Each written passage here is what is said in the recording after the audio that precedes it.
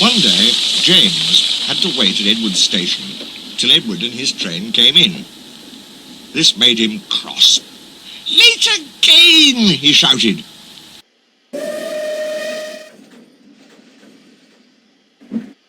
Edward only laughed, and James fumed away.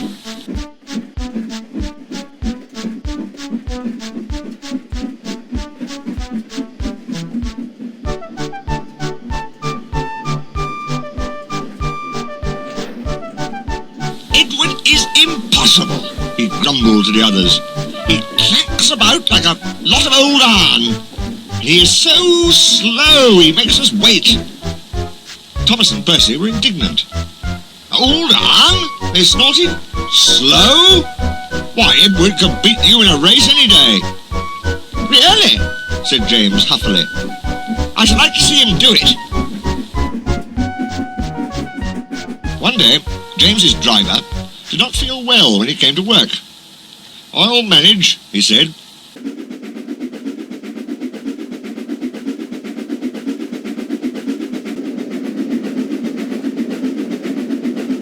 But when he reached the top of Gordon's Hill, he could hardly stand.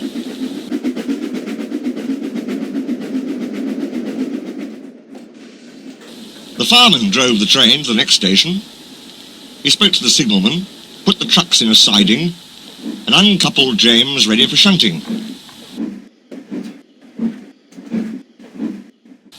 Then he helped the driver over to the station and asked them to look after him and find a relief. Suddenly the signalman shouted, and the fireman turned round and saw James puffing away.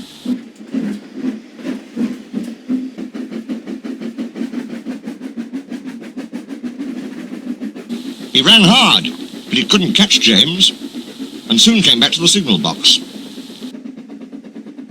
The signalman was busy. "All traffic halted," he announced at last. "Up and down main lines are clear for 30 miles, and the inspector's coming." The fireman mopped his face. "What happened?" he asked. "Two boys were on the footplate. They tumbled off when James started. I shouted at them and they ran like rabbits." "Just let me catch them," said the fireman grimly. "I'll teach them to meddle with my engine." Both men jumped as the telephone rang. "Yes," answered the signalman. "He's here." "Right, I'll tell him. The inspector's coming at once in Edward. He wants a shunter's pole and a coil of wire rope." "What for?" wondered the fireman. "Search me, but you better get 'em quickly."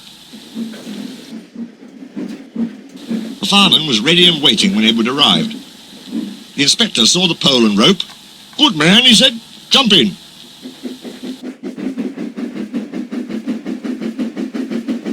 "We'll catch him. We'll catch him," puffed Edward, crossing to the up line in pursuit.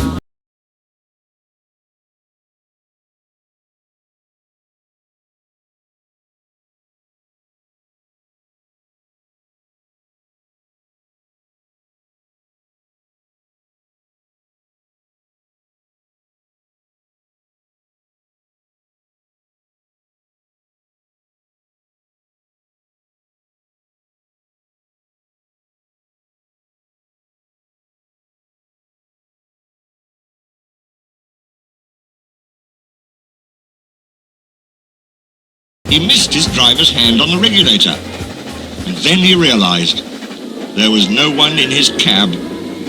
"What shall I do?" he wailed. "I can't stop! Help! Help! We're coming! We're coming!"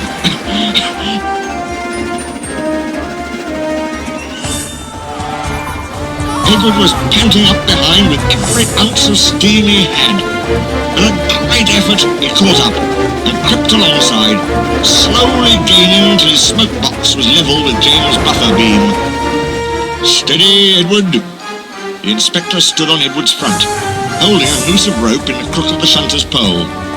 He was trying to slip it over James' buffer. The engine swayed and lurched. He tried again and again. More than once he nearly fell, but just saved himself. At last, "Got him!" he shouted. He pulled the noose tight and came back to the cab safely.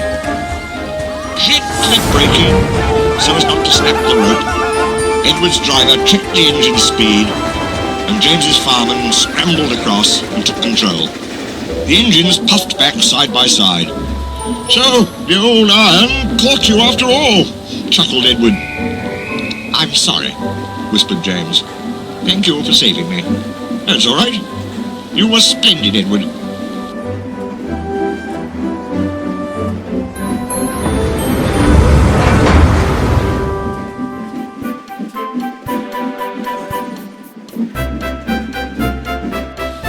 The Fat Controller was waiting and thanking the men warmly.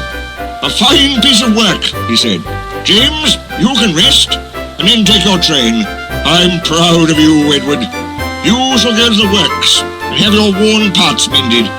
"Oh, thank you, sir," said Edward happily. "It'll be lovely not to clank." The two naughty boys were soon caught by the police, and their fathers walloped them soundly. They were also forbidden to watch trains till they could be trusted. James's driver soon got well in hospital and is now back at work. James missed him very much, but he missed Edward more.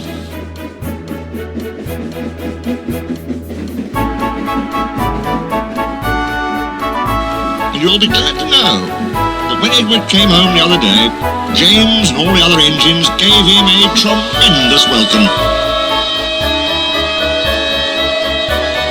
The Fat Controller thinks he'll be deaf for weeks.